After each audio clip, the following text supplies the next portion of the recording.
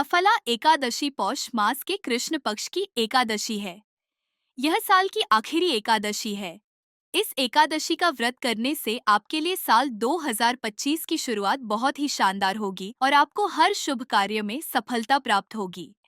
सफला एकादशी की पूजा में व्रत कथा का पाठ करने के बाद भी आपका व्रत पूर्ण माना जाता है। आइए जानते हैं सफला एकादशी की व्रत कथा विस्तार से। सफला एकादशी की शुभकारिणी कथा सुनो।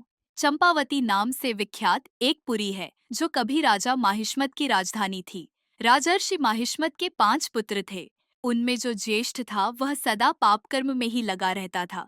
परस्त्रीगामी और वह बुरे आचरण वाला था। उसने पिता के धन को पाप कर्म में ही खर्च किया। वह सदा दुराचार परायण तथा ब्राह्मणों का निंदक का था। वैष्णवों और देवताओं की भी हमेशा निंदा किया करता था।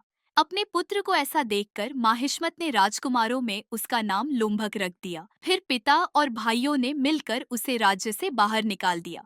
लुम्बक उस नगर से निकलकर वन में चला गया। वहीं रहकर उस पापी ने समूचे नगर का धन लूट लिया। एक दिन जब यह चोरी करने के लिए नगर में आया तो रात में पहरा देने वाले सिपाही ने उसे पकड़ लिया। किंतु जब उसने अपने को माहिष्मत का पुत्र बताया तो सिपाहियों ने उसे छोड़ दिया। फिर वह पापी वन में लौट आया और मांस तथा वृक्षों के फल खाकर और निर्वाह करने लगा। उस दुष्ट का विश्राम स्थान पीपल के नीचे था। वहां बहुत वर्षों का पुराना पीपल का वृक्ष था। उस वन में वह वृक्ष एक महान देवता माना जाता था। पाप बुद्धि लुम्भक वहीं निवास करता था।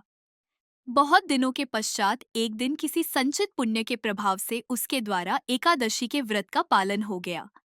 पौष मास में कृष्ण पक्ष को दशमी के दिन पापिष्ठ लुम्भक ने वृक्षों के फल खाए और वस्त्रहीन होने के कारण रात भर जाड़े का कष्ट भोगा।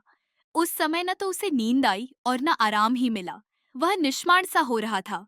सूर्योदय होने पर भी उस पापी को होश नहीं हुआ।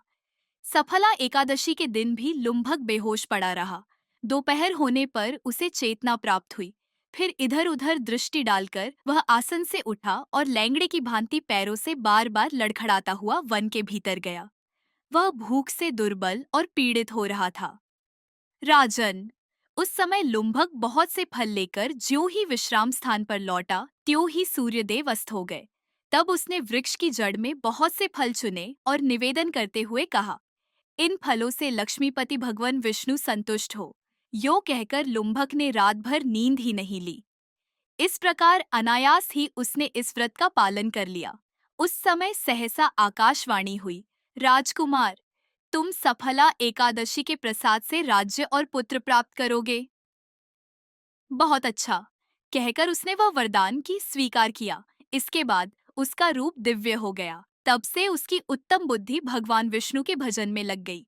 दिव्य आभूषणों की शोभा से संपन्न होकर उसने अकंटक राज्य प्राप्त किया और 15 वर्षों तक वह उसका संचालन करता रहा।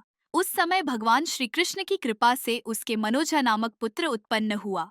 जब वह बड़ा हुआ तब लुम्भक ने तुरंत ही राज्य की ममता छोड़कर उसे पुत्र को सौंप दिया और वह भगवान श्री कृष्ण के समीप चला गया, जहाँ जाकर मनुष्य कभी शोक में नहीं पड़ता। राजन, इस प्रकार जो सफला एकादशी का उत्तम व्रत करता है वह इस लोक में सुख भोग कर मरने के पश्चात मोक्ष को प्राप्त होता है। संसार में वे मनुष्य धन्य हैं जो सफला एकादशी के व्रत में लगे रहते हैं। उन्हीं का जन्म सफल है। महाराज, इसकी महिमा को पढ़ने, सुनने तथा उसके अनुसार आचरण करने से मनुष्य राजसूय यज्ञ का फल पाता है।